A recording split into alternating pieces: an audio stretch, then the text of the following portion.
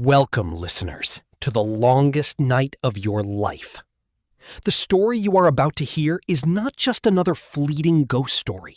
This is an epic chronicle of terror, sealed away for decades behind the towering ash-gray concrete walls of the old Udon Thani Central Prison.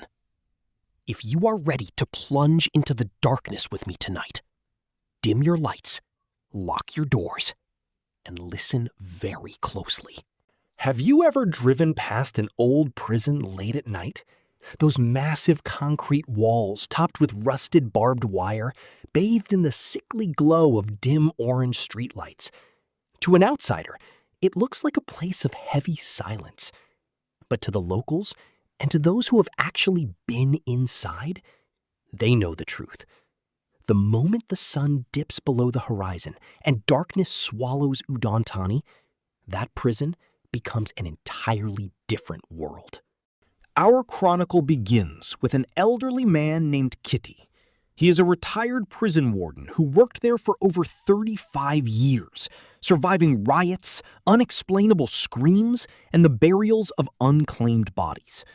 Right before he fell gravely ill, Kitty looked at me and said, "Kitty, my boy, people on the outside think the wardens hold all the power. They are dead wrong. In the deepest wards, when the lights go out, they are the ones running the place." When Kitty first started his shift in the late 1970s, the most terrifying area wasn't the maximum security ward. It was a section known as the sealed ward. It was a crumbling, ancient brick structure tucked away behind Ward 1. The entrance had been completely bricked up and plastered over with 3 thick layers of concrete. No one knew what was left behind that wall.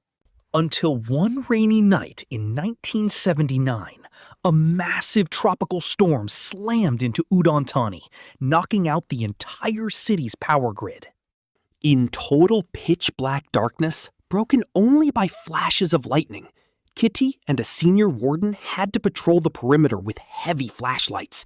The rain was drumming violently against the corrugated iron roofs, deafening everything. Suddenly, a massive bolt of lightning struck nearby, illuminating the courtyard. Kitty flashed his light onto the concrete wall of the sealed ward. Kitty swore on his life. He saw dozen of muddy, black handprints bleeding out from inside the concrete, as if multiple people were desperately pushing against the wall from the other side. And then came the sound. Thud. Thud. Thud. It wasn't a hand knocking. It was the sound of human skulls rhythmically smashing against the solid concrete. The senior warden grabbed Kitty by the collar, dragging him away, and hissed, "Don't look back. Just keep walking. If you want to see your wife and kids again, you see nothing." And that, listeners, was just the first hour of the truth being dug up. As the clock strikes the second hour, we move forward to the 1980s. This was an era when Udon Prison was severely overcrowded. Inmates slept packed like sardines, barely able to breathe. But there was an unwritten rule that every inmate and warden knew by heart. The night of the shaved heads. The night before the Buddhist Sabbath. On this specific night, around 2:45 a.m., a suffocating silence would drop over the prison. Even the stray dogs outside the walls refused to bark. There was only the sound of a freezing wind whistling through the iron bars. And then the sound would begin.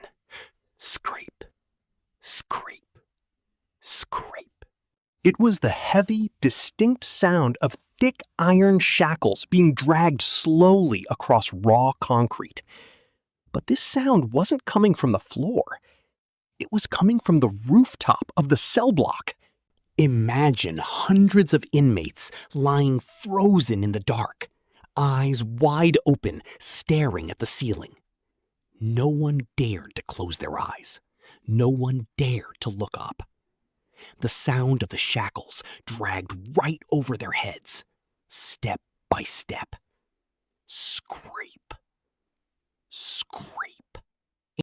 There was a new inmate named Mon, a notorious highway robber from another province. He was ruthless and didn't believe in the supernatural. That night, parched from the heat, he got up to drink water from the tap near the iron cell door, right as the scraping sound stopped directly above his head. Mon, fueled by sheer arrogance, shouted through the ventilation bars up to the roof. "Hey, who the hell is dragging chains up there? Shut up! People are trying to sleep!" The moment Madden's threat echoed out, the scraping stopped dead. The silence was so heavy you could hear a pin drop. But 3 seconds later, what happened next scarred every man in that room for life. A heavy thud echoed inside the cell, like a massive object dropping from the rafters. Man snapped his small flashlight upward. The beam of light hit the massive wooden support beam of the ceiling. Sitting upside down on that beam, hanging by its feet, was the torso of a man. Its eyes had no whites, just pure abyssal blackness. Its neck was violently hacked open, the head barely attached to the shoulders by a thread of flesh. It stretched its jaw wide open until the bone popped, whispering down in a raspy, decaying breath, "Do you want to walk in chains with me?"